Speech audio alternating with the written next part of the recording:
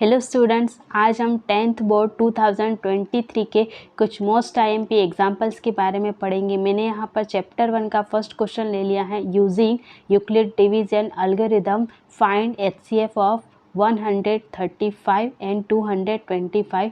सबसे पहले हम समझ लेते हैं कि डिवीजन एल्गोरिथम क्या है और इसे कैसे लिखा जाता है। तो चलिए मैं लिखती हूँ। सबसे पहले तो A is equal to b q plus r where 0 less than और equal to r less than b. अभी हमें सबसे पहले ये समझना है कि ए क्या है, बी क्या है, क्यू क्या है और आर क्या है। यूक्लिड डिवीजन एल्गोरिथम का हम बचपन से इस्तेमाल करते हुए आए हैं, बस हमें पता नहीं है कि ये यूक्लिड डिवीजन एल्गोरिथम का यूज़ हो रहा है। तो चलिए सबसे पहले हम समझते हैं कि 135 एंड 225 में से हमें क्या ए लेंगे और क्या हम बी लेंगे। तो उसके लिए मैं आपको समझाने के लिए देख लेते हैं कि ए क्या है और बी क्या है। मैं आपको साइड में एक एग्ज़ाम्पल लेके समझा रही हूँ। इसके अलावा एक एग्ज़ाम्पल ले रहे हैं हम कि 4 है, उसको हम 2 से डिवाइड करेंगे। तो 4 को 2 से डिवाइड करेंगे तो हो जाएगा 2 2 ज़ा 4। रिमाइंडर हमें मिल गया 0 और क्वोशंट हमें मिल गया 2।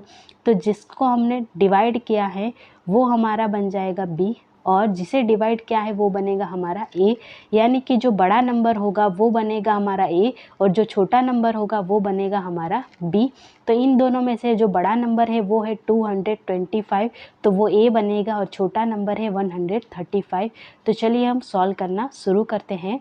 अगर आपको मेरी ये चैनल पसंद आई हो, मेरा समझाने का तरीका पसंद आए तो लाइक, शेयर और सब्सक्राइब ज़रूर करिएगा। तो मैंने यहाँ पर एक ही जगह पर लिख दिया है 225, बी की जगह पे 135 और क्यू और आर को अभी ब्लैंक रख दिया है। अभी हम डिवाइड करके देख लेते हैं कि क्वोशंट एंड रिमाइंडर हमें क्या मिलता है। तो 135 वन जा 135 करा है मैंने यहाँ पर। तो देखिए हमें क्वोशंट में मिला है 1 और हमें रिमाइंडर मिल गया है 90। अब जो हमारा बी है वो हमारा ए बन जाएगा और जो हमारा क्वोशंट रिमाइंडर है वो हमारा बी हो जाएगा। तो देखिए मैंने ए की जगह पर अब बी को लिख दिया है और बी की जगह पर रिमाइंडर लिख दिया है 90।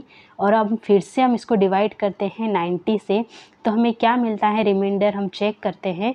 तो हम 90 से इसको अगर डिवाइड करते हैं तो हमें मिलेगा यहाँ पर आंसर 90 वन जा 19 करेंगे तो 45 हमें इसमें आंसर मिल रहा है।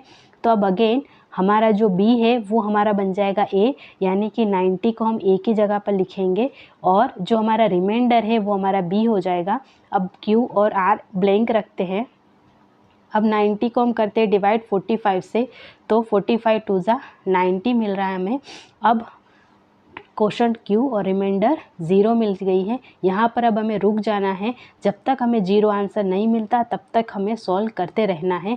अब 0 आंसर मिला है तो अब हम यहाँ पर रुक जाएंगे और 0 से ऊपर वाला जो आंसर होगा वो हमारा बनेगा HCF, यानी कि HCF of 135 225 is equal to 45 हो चुका है। तो ये हमारा एग्जाम्पल यहाँ पर कंप्लीट हो रहा है। मैं ऐसे ही आपको 2 और एग्जाम्पल्स दे रही हूँ होमवर्क में, आप उसको सॉल्व करेंगे और उसका आंसर कमेंट में ज़रूर बताइएगा। मैं आपको श्योर कह सकती हूँ कि इनमें से एक एग्जाम्पल आपके एग्ज़ाम में ज़रूर आएगा। तो आप ज़रूर इन एग्जाम्पल्स को सॉल्व करिएगा। तो 132 एंड 320 दिया है मैंने आप एक को एग्जाम्पल, यहाँ पर ऊपर भी लिख दे रही हूँ मैं, पूरा क्वेश्चन बन जाएगा आपका। होमवर्क में रहेगा आपका, कमेंट में मुझे आंसर बताइएगा ज़रूर। चलिए हम ऐसे ही दूसरा क्वेश्चन देख लेते हैं। तो वो है find the LCM and HCF by prime factorisation method. तो सबसे पहले हम समझ लेते हैं प्राइम नंबर किसे कहते हैं। तो सबसे पहले हम यहाँ पर प्राइम नंबर्स लिख लेते हैं। तो हमारा यहाँ पर एग्जाम्पल है 12, 15 एंड 21 को हमारा करना है प्राइम फैक्टराइजेशन मेथड से। प्राइम नंबर में यहाँ पर लिख रही हूँ सबसे पहले 1 2 3 5 7। प्राइम नंबर वो होते हैं जिनको वो खुद डिवाइड कर सकते हैं या फिर उन्हें 1 डिवाइड कर सके, उसके अलावा और कोई दूसरा नंबर उन्हें डिवाइड नहीं कर सकता, तो उन्हीं नंबर को हम प्राइम नंबर कहेंगे। तो मैंने यहाँ पर सारे प्राइम नंबर लिख दिए हैं। अब आपको जो ऊपर वाले नंबर दिख रहे हैं उनका आपको फैक्टराइजेशन करके इन्हीं नंबर्स में लेकर आना है। तो 12 का होगा 4 3 ज़ा 12 और अभी भी 4 प्राइम फैक्टर में नहीं है तो हमें प्राइम फैक्टर में करेंगे 2 2 2 एंड 3 हो गया। तो ये हो गया हमारा प्राइम फैक्टराइजेशन। ऐसे ही हम 15 एंड 21 का भी कर लेते हैं। 15 का हो जाएगा 5 3 ज़ा 15, 5 भी प्राइम नंबर है और 3 भी प्राइम नंबर है। और ऐसे ही 21 का करेंगे तो 7 3 ज़ा 21 हो जाएगा। 7 भी प्राइम नंबर है और 3 भी प्राइम नंबर है। प्राइम फैक्टराइजेशन हमारा यहाँ पर कंप्लीट हुआ। अब हम देखते हैं कि एलसीएम और एचसीएफ कैसे फाइंड आउट करते हैं। तो सबसे पहले मैंने यहाँ पर ले लिया है एचसीएफ। एचसीएफ हम कैसे लेते हैं कि जो नंबर कॉमनली तीनों तीन में आया हो वो हमारा बनेगा एचसीएफ। तो कॉमन नंबर है तीनों तीन में, वो है 3 है। और उसके अलावा बाकी कोई नंबर हमें ऐसा नहीं नज़र आ रहा कि जो तीनों तीन में कॉमन हो, तो हम यहाँ पर एचसीएफ में 3 लिख देते हैं। अभी 2 देख ले तो 2 12 वाले में है, बाकी सब में नहीं है। और 5 7 15 21 में है, उनमें नहीं है। तो एचसीएफ हमारा बनेगा 3। तो एचसीएफ हमारा हो चुका है। अब हम लिखेंगे एलसीएम। तो एलसीएम के लिए हमें मोस्ट ऑफ सारे ही नंबर्स कवर हो जाएंगे इसमें। तो 4 3 4 2 2 ज़ा 4 3 5 और 7, तो बनेगा 420। ये हो गया हमारा एलसीएम। तो ये एग्ज़ाम्पल भी ज़रूर एग्ज़ाम में आएगा और हर साल ये बोर्ड के एग्ज़ाम में ये क्वेश्चन आता ही है। तो आप इसको ज़रूर सॉल्व करिएगा। अभी मैं आपको 1 से 2 क्वेश्चन और दे रही हूँ होमवर्क में सॉल्व करने के लिए।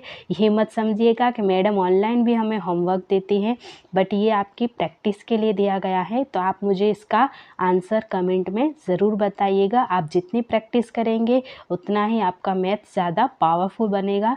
तो कमेंट में आंसर ज़रूर बताइएगा। लाइक करें, शेयर करें, अपने दोस्तों के साथ शेयर करें और उन्हें भी इन मोस्ट आईएमपी एग्जाम्पल्स का फ़ायदा उठाने का मौका ज़रूर दीजिएगा।